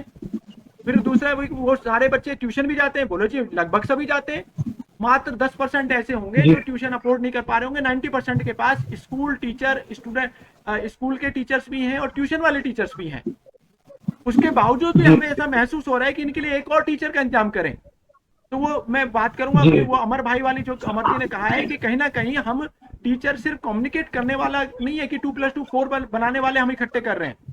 हमें जरूरत है कहीं ना कहीं जी बच्चों को जी उस कनेक्ट करके उस चीज का महत्व समझा करके उस बच्चे का अपना सेल्फ मोटिवेशन जगाने की, कि इसको कैसे आपने जी करना है, जी कैसे हैंडल करना है, उसकी समस्याएं समझ करके कि समस्या टीचर की कमी की नहीं है, कहीं ना कहीं और है, कहीं ना कहीं उसका इंटरेस्ट उसकी तरफ नहीं है। तो वो सारी चीजें हमें जी जैसे कहा जी कि बच्चों से कनेक्ट करके बच्चों से बात करके हम उन चीजों को कवर कर सकते हैं। ठीक है ना जी? तो कुछ तो ग्रुप में हो जाएगा। आवाज में ब्रह्म थोड़ा भाई सा आपकी आवाज क्लियर नहीं हुई है, फिर भी मैं ये कह रहा हूँ कि ऐसे जो भी सजेशन आएंगे, जो भी इस पे अब देखिए एक एक करके ले लेंगे। अगले हफ्ते के लिए रख लिया, फिर हमें सब्जेक्ट टीचर से भी एक्सपर्ट टीचर्स को बुला सकते हैं। और जैसे मैं हमने एक कैरियर काउंसलिंग का एक ऑप्शन हमारे पास है। जो बच्चे 10th पास किए हैं वो 10th जी के बाद उनके पास क्या क्या ऑप्शंस हैं, वो एक डिस्कशन का मेथड है। जो हमारा अभी एक सवाल में थोड़ा सा खरविंदर भाई ने काफी क्लियर भी किया कि नहीं, जो शिक्षा पॉलिसी है उसके बारे में डिस्कशन होना चाहिए। तो ऐसे बहुत डिस्कशन के बहुत सारे चीजें निकलती रहेंगी, जरूरत के हिसाब से डिसाइड करते रहेंगे और जब साथ जी जुड़े हैं तो कुछ ना कुछ बहुत कुछ करके निकलेंगे। आज करीब 50 तक संख्या पहुंच गई थी सारे पेरेंट्स की, तो 50 लोगों जी तक सर जी संख्या सर। पहुंच गई थी। बहुत बहुत अच्छी संख्या है और अच्छा रहा। और मैं अभी पीछे कह ही रहा था लास्ट सेशन में कि हमें टेक्नोलॉजी का और इसका सोशल मीडिया का बेस्ट यूज करना चाहिए। इसके हर किसी के प्लस माइनस, मैंने तो मैसेज में भी लिखा कि भाई कहीं और जगह हम करते तो किसी भी बहनों को आने में दिक्कत होती है, उनको तैयार होकर जाना और वहां पहुंचना अपने आप में एक समस्या थी। तो अब यहाँ तो कहीं जाने की समस्या ही नहीं है, फट से ज्वाइन कर लीजिए अपने कहीं से भी। और फिर एक था कि भाई हमारे यहाँ पर्दे का बहुत रिवाज बढ़िया। बहुत है, तो हम लोगों को काउंसलिंग करेंगे तो जी बच्चों की माताएं तो आएंगी ही नहीं, तो वो तो पर्दा करके बैठ जाएंगी, हम उनसे कैसे बात करेंगे जी, हमसे तो घूंघट करती हैं। ये आया नगर में मुझे विजेंद्र भाई ने भी कहा, तो उस समस्या का भी समाधान हो गया। मत कैमरा ऑन करो, कोई झंझट ही नहीं है। तो हर चीज को टेक इट पॉजिटिव वे और हम उसे जो हमारे पास क्षमता और साधन है उनका हम बेस्ट यूज करते हुए क्या बेस्ट कर सकते हैं उस डायरेक्शन में बात करनी चाहिए। तो मंगल भाई सर का एक मैसेज आ रहा है, लोकेश जी सर का एक मैसेज आया केपी सर का, वो जी कुछ कहना चाह रहे हैं। जी जी सर। हाँ के जी पी सर सर कुछ प्लीज कहना चाह प्लीज। रहे हैं। जी KP sir, KP Singh ji अपना माइक ऑन करें प्लीज, कहें। मेरे ख्याल से वो लेफ्ट हो गए किसी कारणवश, कोई हाँ सविता मैम टेक्निकल आप कुछ त्रुटि कहना है। चाह रही हैं? सविता मैम आप कुछ सविता बता सविता रही मैम हैं? आप कुछ कहना चाह रही हैं? सरिता, हाँ जी सर, नमस्कार सर सभी को। नमस्कार जी। मेरा नमस्कार। बहुत बहुत नमस्कार। मैं आपसे पहली बार जुड़ी हूँ इस चीज में। मुझे सिर्फ एक चीज महसूस हो रही है, मैंने बहुत बाद में ज्वाइन किया है ये। मैंने जो भी अमर सर को सुना है, उनके कुछ एग्जाम्पल मैंने भी सुने हैं। मैं एक चीज कहना चाहती हूँ लोकेश सर, आपकी बात मुझे एक समझ में है कि हमारे पास टीचर भी हैं, सब है, हमें सिर्फ बच्चों को कनेक्ट करना है अपने से। और मुझे एक वीक पॉइंट ये लगा है कि हम जानते हैं कि हमने बच्चे को क्या पढ़ाया है, लेकिन बच्चे के अंदर क्या चीज है, बच्चा क्या बनना चाहता है, वो हमें देखना है। वो जो झिझक बच्चे के अंदर होती है निकलने की कि भाई मैं क्या करना चाहता हूँ। फादर कहते हैं कि बच्चा ये पढ़ेगा, मदर कहती है बच्चा ये पढ़ेगा, लेकिन बच्चा क्या करना चाहता है, वो फीलिंग कई बार बच्चा ना पेरेंट्स को शेयर करता, ना टीचर को। बिल्कुल हम उससे बिल्कुल कनेक्ट होना चाहते हैं उन बातों से कि वो क्या बनना चाहता है। हम इसे काउंसलिंग भी करा देते हैं, वो प्लेटफॉर्म भी दे देते हैं, लेकिन कौन सा जो फादर चाहते हैं। बच्चों को ये देखना कि बच्चा क्या चाहता है, बच्चा बनना क्या चाहता है। फादर कहते हैं मैं जेई का पेपर दिलाना चाहता हूँ, मदर कहती है नहीं मैं डॉक्टर बनाना चाहती हूँ, लेकिन बच्चा कुछ और बनना चाहता है। उस फीलिंग को दबा दिया जाता है। सिर्फ उस फीलिंग को हमें वहां से निकालना है। हमें उस चीज को बच्चे से कनेक्ट होना है। वो मेन चीज है, उस चीज की काउंसलिंग हमें चाहिए, वो बच्चों के साथ जुड़ाव चाहिए हमें। जी मैम, देखिए मैं इसमें सिर्फ इतना कहना चाह रहा हूँ कि देखिए एक शब्द में एक लाइन में बार बार कहता हूँ कि हमारे बच्चों में कोई कमी नहीं है। सिर्फ बिल्कुल जरूरत सर, है बिल्कुल तो कोई कमी नहीं है। उन बच्चों को सही समय पर सही दिशा देने की।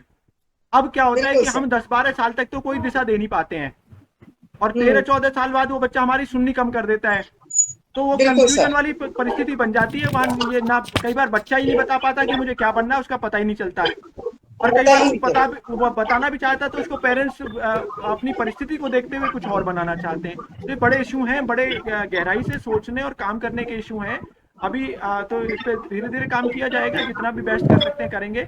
मंगल भाई, आखिर में मैं आपसे कहूंगा कि आप 2 शब्द मैं, बोल मैं, सकते हैं। मैं मेरा निवेदन था सर, एक थोड़ा हाँ सा, जी, केपी सिंह जी, मैं जी बात में कनेक्ट नहीं हो पाया था पहले। जी जी, प्लीज मैं केपी सिंह गुर्जर। जी मेरे दो सुझाव हैं। एक तो यह जो आप बच्चों के लिए सेशन करने जा रहे हैं उनको 2 ग्रुप में बांट दीजिए, जी 5वीं से 8वीं तक और 9वीं से 12वीं तक, क्योंकि दोनों की आवश्यकताएं अलग अलग हैं। जी ठीक है, क्योंकि अगर सबको एक साथ ले लेंगे तो किसी की बात नहीं हो पाएगी, वो सारा मतलब ठीक नहीं रहेगा। मेरा सुझाव है ये।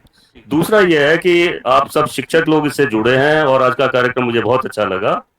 कृपया सोचिए कि हमारे जो गांव में बच्चे हैं उनके लिए हम क्या कर सकते हैं, क्योंकि स्थिति ये हो गई है, बच्चों को अगली क्लास में तो भेज दिया गया है, लेकिन वो बच्चे उस क्लास तक हैं या नहीं, ये भी एक समस्या है। और गांव में पढ़ाने वाले भी बहुत कम हैं। अगर हम उसमें कुछ सहयोग कर सकते हैं या सुझाव आ सकते हैं तो उसका स्वागत रहेगा। धन्यवाद। देखिए, जो सर पहला जो सेशन हम करना चाह रहे हैं, अगला जो सेशन करना चाह रहे हैं वो इन जनरल है। उसमें अगर दोनों बच्चे कंबाइंड भी हो जाएंगे तो भी कोई फर्क नहीं पड़ेगा, क्योंकि वो तो सेशन हम एग्जैक्टली किस टॉपिक पे हमारी क्या डायरेक्शन है वो डिसाइड करता है। तो उसको इन जनरल भी रखेंगे तो चलेगा, दोनों साथ चल जाएंगे। लेकिन उसके बाद जैसे मैंने कहा कि 10th वालों का है तो वो 10th वालों के लिए ही होगा कि बच्चे ने 10th पास कर लिया है तो उसके बाद अब क्या, कोई स्पेशली 10th या 9th और 10th वालों को लेंगे उसमें हम। और कई बार 12th के बाद बच्चों को डिसाइड करने में बड़ा मुश्किल होता है कि मैं कहाँ कोर्स में एडमिशन लूँ, कौन सा कोर्स में, क्योंकि चाहना और एडमिशन मिलना वो दोनों अपने आप पे सवाल खड़े होते हैं। तो उसके लिए 12th वालों के लिए वो एक्सपर्ट सेशन होते हैं, उसके लिए हमें बकायदा होमवर्क जो भी करेगा उसको होमवर्क करना पड़ता है। खास करके 12th के सेशन के लिए हम लेते हैं तो बकायदा बहुत होमवर्क करना पड़ता है, हमें सारी चीजें बकायदा उसके फैक्ट्स के साथ और डिटेल्स के साथ लानी पड़ती है। कोई बच्चा पूछे मुझे ये चाहिए तो मुझे देना पड़ेगा कि कॉमर्स की फलाने फलाने कॉलेजेस है, यहाँ यहाँ ये ऑप्शन है। तो वो जो होमवर्क वाले हैं वो उस पर होंगे। ठीक है जी। तो अभी अगला जो सेशन है इन जनरल रहेगा, उसमें हम जो कह रहे हैं 5 से 8 से लेके और 15-20 साल तक के बच्चे सब ज्वाइन कर सकते हैं। और उसके बाद जैसे जैसे रिक्वायरमेंट होगी सेशन के टॉपिक के हिसाब से वो डिसाइड होता रहेगा जी। और एक्सपर्ट्स के जो गाइडेंस है आप जैसे बहुत सुंदर, धन्यवाद। में अलग से गाइडेंस हम लेते रहेंगे। तो आप मेरे ख्याल से और कोई कुछ नहीं कहना चाह रहे हैं, तो मैं मंगल भाई आपसे निवेदन करूंगा कि लास्ट में आप अपने 2 शब्द कह करके सबका धन्यवाद करें। जी सर, जी सर। हाँ, अमर भाई, रविंदर भाई जी, रियली में ऐसे हीरा आए तो एक कॉल के बाद ही तुरंत रिएक्ट करते हैं और तुरंत ही तैयार हो जाते हैं। मैं दोनों का दिल से धन्यवाद करता हूँ कि मेरी एक कॉल पर ही एग्री हो गए और इतना अच्छा सेशन सुनने को मिला। रियली में मजा आ गया। ऐसा पॉजिटिव चीजें इन्होंने बताई हैं जो हम महसूस नहीं कर पाते। और हमें पता चलता है कि कमियां हम हमारे अंदर ये है, इसे दूर कीजिए। बहुत बढ़िया खविंदर भाई जी। और अमर भाई जी, केपी सर, इनका तो हमारा आशीर्वाद ही काफी है। ये अगर हम गाइडेंस करेंगे तो हम काफी आगे बढ़ेंगे। ब्रह्म सिंह नागर जी, सविता मैम और बाकी जुड़े हुए सभी मेरे भाई बहन, सभी का दिल से धन्यवाद। लोकेश जी तो खैर पॉइंट टू पॉइंट बात करने में एक्सपर्ट हैं। मैं सभी का दिल से धन्यवाद करता हूँ और अगले सेशन जैसे ही होगा आपको बता दिया जाएगा। सभी का दिल से धन्यवाद जी सर। नमस्कार नमस्कार sir, thank you sir. Thank you. सबका धन्यवाद। नमस्कार। नमस्कार sir. Thanks, Mr. for a great